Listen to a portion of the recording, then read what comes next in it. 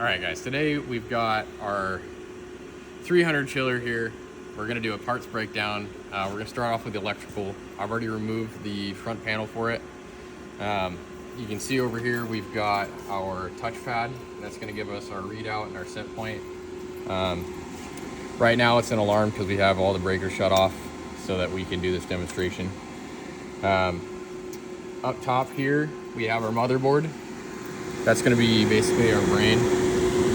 Right next to it, we have a 24-volt power that is coming off the main block over here with our power supply. Down below, we're gonna see 3 breakers. We have from left to right, we're going compressor, glycol pump, and then the fan. Down below it is our contactor.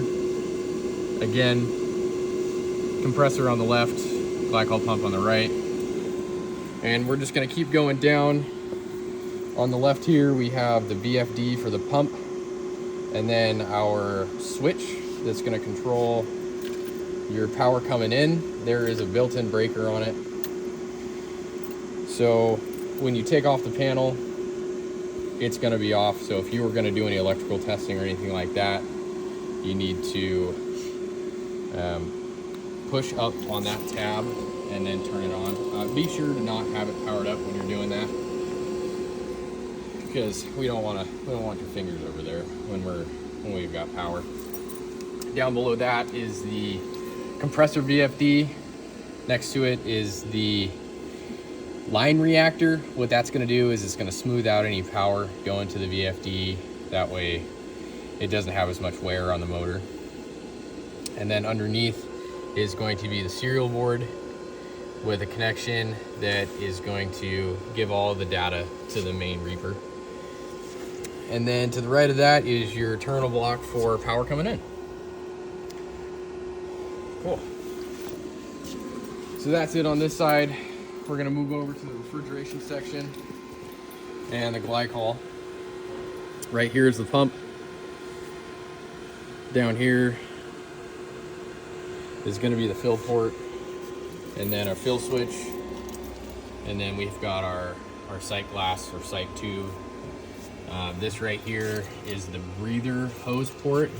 Coming off of it is either going to be 2 different styles. One of them is galvanized steel that comes off, but we've recently started doing that black flexible pipe for the glycol, and then it's going to connect up to another bit that you can see in the parts breakdown pictures. Right here is our glycol bath, and then right here is going to be the drain with a 1/4 turn shut off. Let's come back up over here.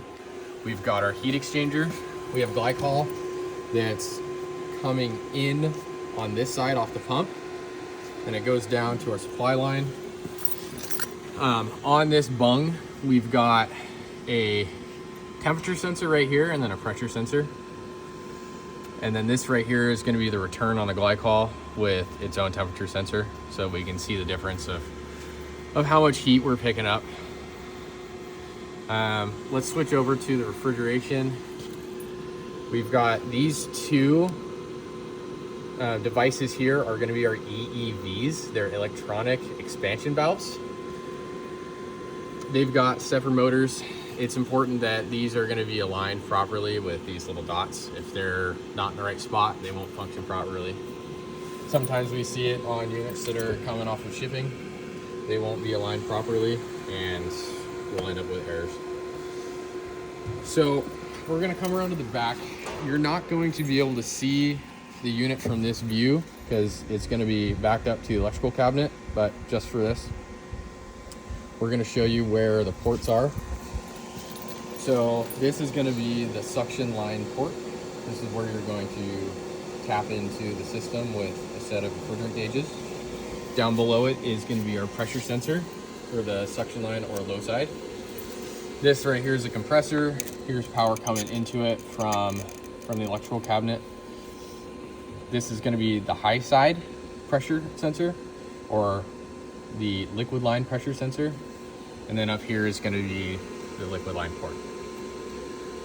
that is pretty much all that's going on for the refrigerant in this section here. Then we've got the inside of the condenser coil enclosure. As you can see, we've got this copper tubing here. This is coming off of the compressor, and it's going to have hot gas vapor. Comes up here to a T, and it goes to the inlet of 2 different condensers. These are your condensers, and then they're tied together individually. So that's going to be one circuit of the condenser. This is another circuit of the condenser, and then they come down here. This is now going to be your liquid line, and then that blue guy down there is the liquid line filter dryer. And of course, we have up top is going to be our condenser fan. It is a ECM motor, so it's going to be taking three-phase power, and it will mimic a DC motor so that we can control its ramp up and ramp down speeds. So there will be times where the chiller's on and it's functioning normally, but this fan will not be spinning because it's not necessary, or it'll be really slow. Sometimes we can run into issues thinking that it's a condenser fan when it's not. We've only really had one instance of that, and I might just cut this out of the video, but there you have it. That's our parts breakdown.